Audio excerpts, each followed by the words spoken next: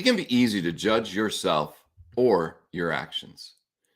When you do that, are you able to discover what you could do differently, or do you just get stuck in the judgment? We'll share our discoveries of the week discussing judging ourselves on this episode of today's Antidote. Stay tuned for today's Antidote, brought to you by the Renegade Success Network. Today's Antidote features a healthy dose of thought-provoking insights and information for business owners, entrepreneurs, leaders, and nonprofit professionals. Each day since March of 2020, this program has offered that one thing to help you continue on your own unique pathway to success. And now, Renegades, we bring you Bob Graham and Tom Brush. Early morning edition. Yeah. 7 a.m. You can tell it's 7 a.m. edition when Bob's in a hoodie. There's a pretty good chance that that's an early edition. That is a tell. Yes, I will give you that one. Good morning, Tom. Good morning. An hour early. Yes, indeed. Bright. Perky for a early rise. It's go time. Got to be perky for that, right? Go time. I can rally. Yesterday, I went to this game and I was pretty tired at the moment. And I was like, that's not going to work. So I've got to rally and be ready to go. Okay. And I did. Look at you. Tom Brush, making it happen. All right. Good morning, everyone. Welcome to today's Antidote, our daily broadcast and podcast, where we have discussions around topics every week. And each day, we pick a different part of that topic to discuss. So as we go through this, if you happen to be listening to us on the podcast, and we know you're not, there's no chance for you to share your ideas, you can always go to social media, or you can join us in our Ring of Renegades Facebook group, where you can share thoughts and ideas around the topic as we discuss it all week long. If you happen to be watching it on Facebook, Instagram, Twitter, YouTube, or LinkedIn Live, it's early in the bunker. Early in the bunker. It's a bunker. Isn't that supposed to be soundproof and tornado proof? And no. So it's not really a bunker. No. We might have to come up with a new name then. The bunker is deceiving. The bunker would say no one can hear you, see you, hear us. Quite the opposite sometimes. Yeah. Fair enough. So as we go through our discussion, if you'd like to share a comment, please feel free to, as it will impact our show and others who happen to be watching. Then at the end of our conversation, Bob and I typically will offer our one thing. Today, though, because it's Friday, we share our discoveries of the week. And if you have discoveries of the week, please feel free to share them in the comments. You can also go to the Ring of Renegades Facebook group, where every Friday there is a post talking about discoveries of the week, where you can share what you've learned around our topic or some other discovery that you've had that you can offer to others to help them move forward along their own unique pathway to success. Before, though, we get to our topic, we always share our celebrations. Bob, what are you celebrating today? I'm celebrating the beauty of music. I was at a concert last night for a fourth grader, and I watched as about 45 kids, fourth and fifth graders, were performing in a chorus. And the parents and friends and family were all watching, and everyone was in perfect sync, focused on this really beautiful music the kids were creating. Many of these kids who had never really done much performing.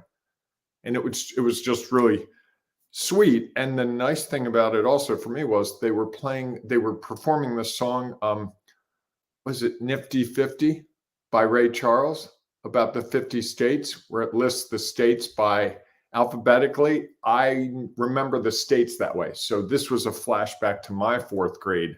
I won't tell you what year that was because, well, let's just say Gutenberg was around. There were a lot of things going on back then, way prior to now. Could you so give it's just a fun reference to have this shared experience with this community and also tie it to my fourth grade, which was, years ago.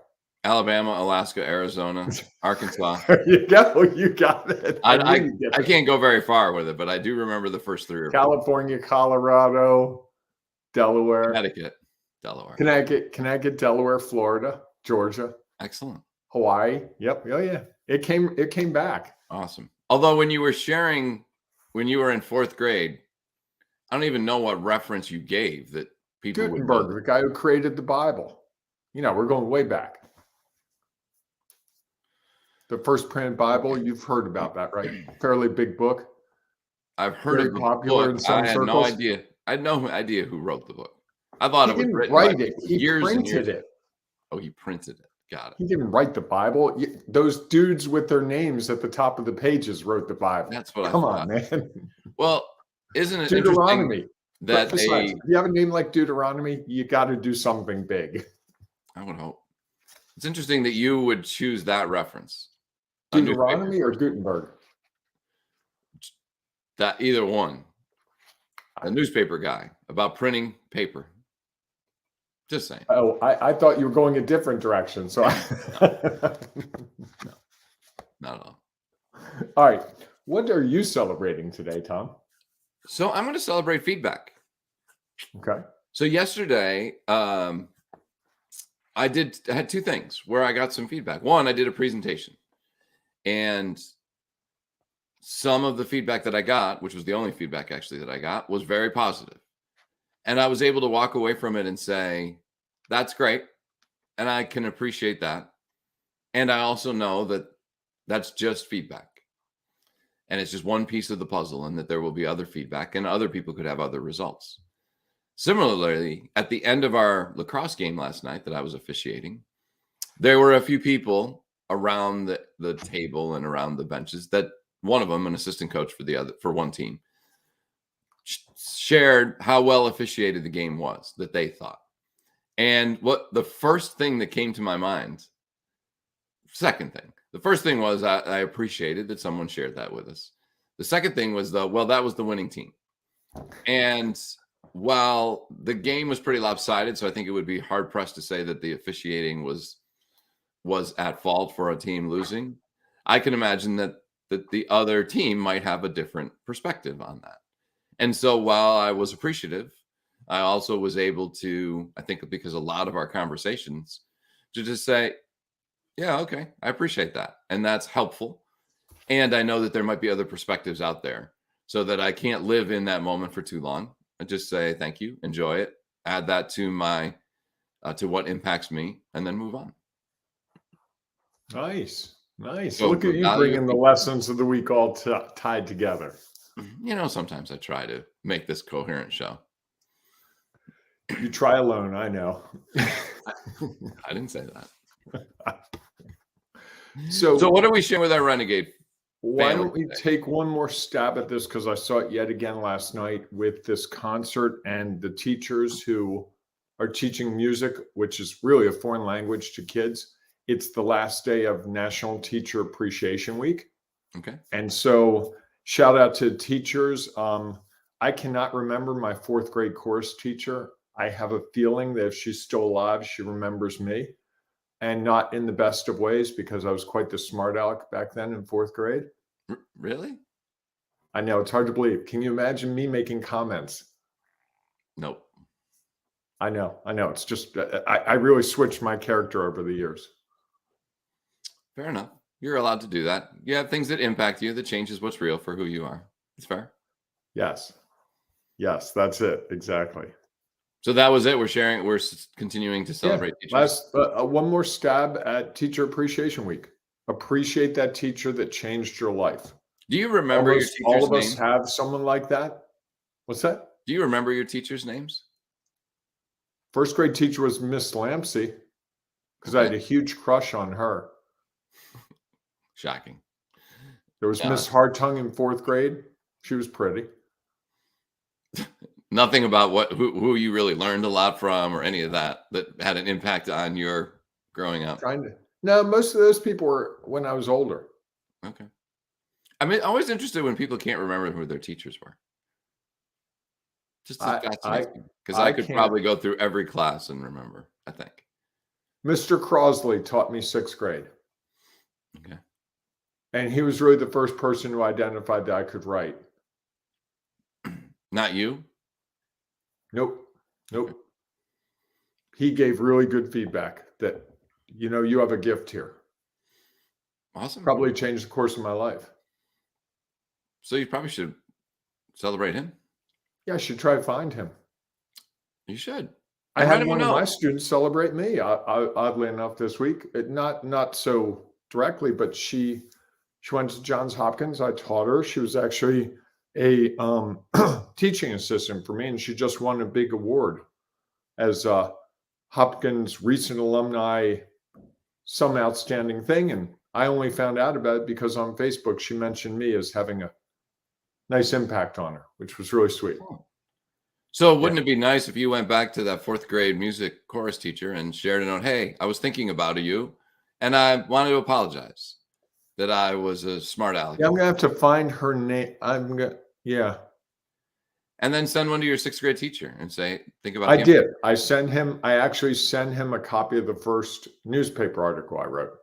Did you send him a copy of your latest book? I have not, no.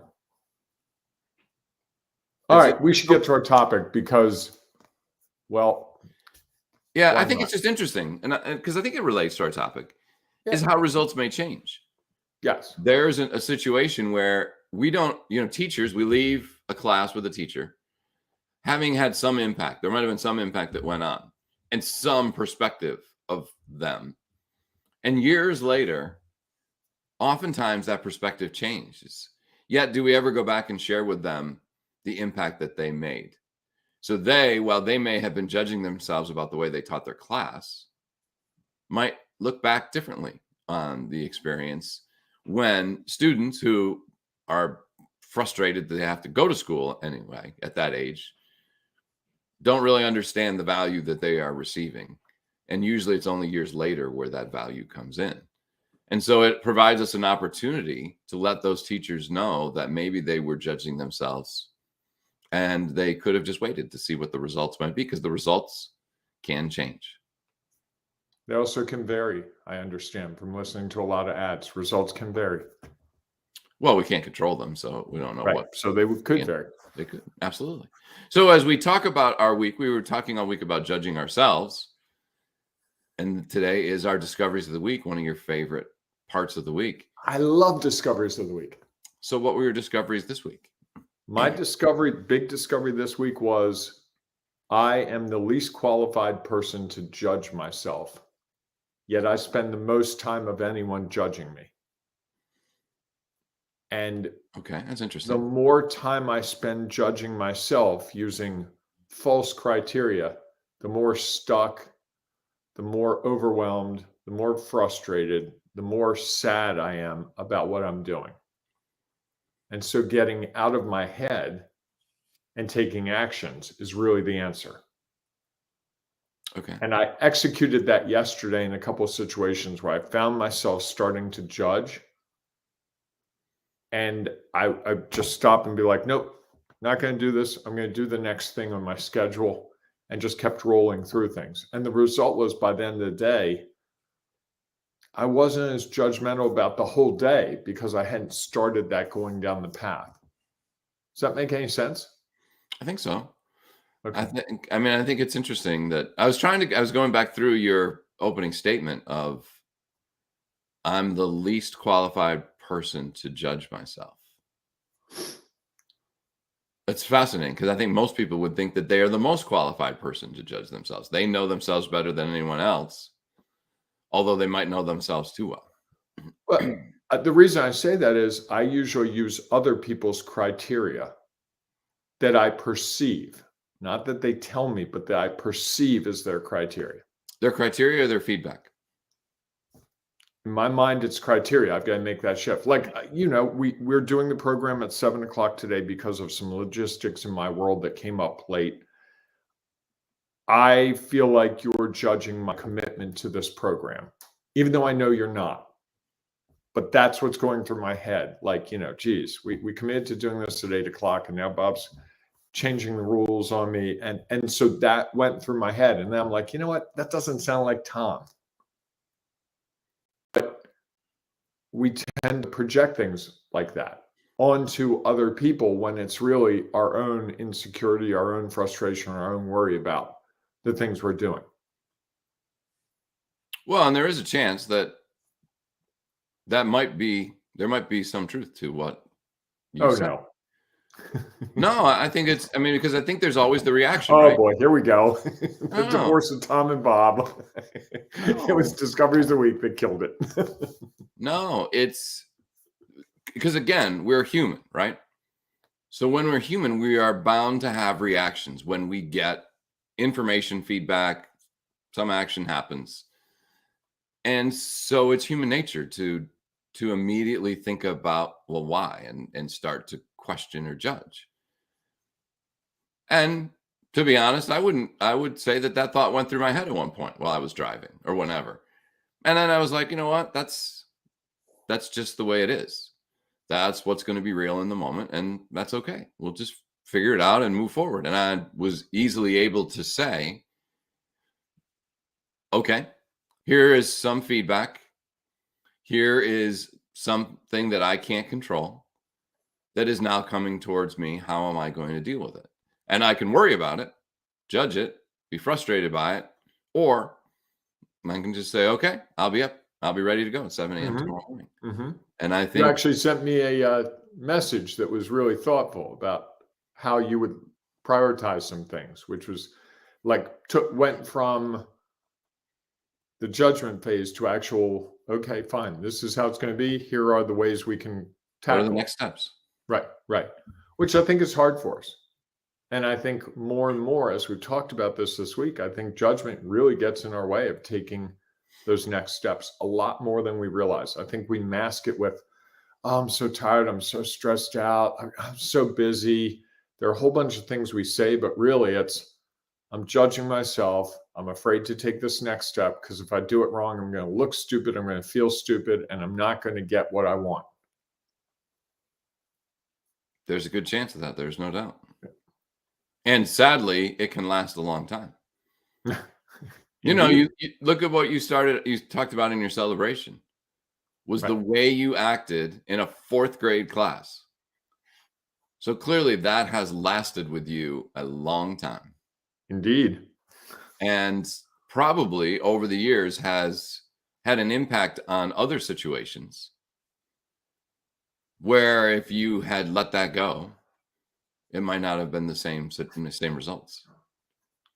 If only I could let go of things. Well, I mean, we all do it. Like I said, it's human nature. Yeah. Is to go back and try to change, which we can't change. Like that's, I think part of my discoveries of the week is what good is judgment really? Because at some point, all you're doing is judging the past, which you can no longer change unless you built a time machine. Do you have a time machine? No. Okay. Just wanted to double check. And we can't go back and change what's happened. So why spend time judging it and worrying about it and being frustrated about it, whatever? You can't change the way you acted in 4th grade. No. What you can do is change the way you act today, tomorrow, and the next day. And I think that's a little bit more about the learning of it. And it was interesting. I was writing a LinkedIn article yesterday, and somehow the phrase judging is, I got to pull it up. Judging is final. Learning is forever. Oh, I like that. And and it really struck me that it was like, because I was going through when we judge ourselves, which again, it can be very easy to do. I thought to me, what comes to mind is the court case. And I may have mentioned this early in the week, but I didn't do it in as much detail. It's like, okay, that means that not only are we the one being judged, we are the judge, jury, we're the prosecuting attorney, we're the media in the room, we're the audience in the room. That's a lot that is Yeah. judging us. And at some point, there's a verdict rendered, which, you know, in a court case, for the most part, all of the facts come out. The challenge is in life, in work, we don't always have all the facts or all the feedback. And so while a court case is not likely to change because they have all the facts or the majority of the facts, or the facts are pretty clear, in our lives, the feedback isn't always clear. Again, I didn't go and poll every person who was at that game last night and say, "Hey, what did you think of the officiating?" Right. I heard a couple of comments, and to take that as fact would be judging that, oh, okay, I've got all the information I need. Now I can make a judgment on how well or not we officiated that game yesterday. Yep. And I think that would be easy to be stuck with. Yep, that's the result. And never take the time to actually learn about some of the things that went on in the game that I say, there might have been a way I could have done that differently, to have a different angle, to see something differently, to reprocess what happened. And I think that's where the opportunity is for us to learn. And so I kind of like that. The judging is final and learning is forever. Oh, okay. Wow. That's my discovery of the week. I love it. Well, let's not belabor the point, Tom. We've given them some really valuable information this morning. I think, seriously, I think there's so much to think through this. The more we would talk about now, the more we would start to dilute it, because I think both of those perspectives are really helpful. So I vote we wrap it up. All right, time to wrap it up. Thanks so much for being with us today. If you have a discovery of the week that you'd like to share, as I mentioned earlier, please share it in the comments. We'd like to hear it. And don't judge yourself. Just share it. If you don't get a chance to do it, or again, as you're listening to the podcast, join us in our Ring of Renegades Facebook group, because there is a post there that you can share your discoveries of the week. And again, it doesn't have to necessarily be around our topic. It could be about something else you discovered. Because I would imagine if we take the time, stop judging, we will discover lots of things that will help us and likely help someone else as we move forward along our own unique pathway to success. So we look forward to seeing you inside our Ring of Renegades Facebook group. If not, we'll see you Monday morning, 8 a.m. Eastern, 7 a.m. Eastern time, or recorded, whatever. We'll see you Monday morning. You'll see us Monday morning. Promise you that much. For our next edition of today's Antidote. Have a great day, everyone. Hey, embrace the renegading you and thank that teacher. It's a good idea. I have to think about who I should send a note to. Fascinating. All right, everyone. Have a great weekend. We'll see you soon. Thanks for listening to today's Antidote, powered by the Renegade Success Network. The Renegade Success Network helps you confidently create your own unique pathway to success. To learn more about the Renegade Success Network and how you can take your next step, follow us on Twitter, connect on LinkedIn, or join the Ring of Renegades Facebook group. For full details on how you can join our community, go to renegadesuccessnetwork.com. Embrace the renegade in you.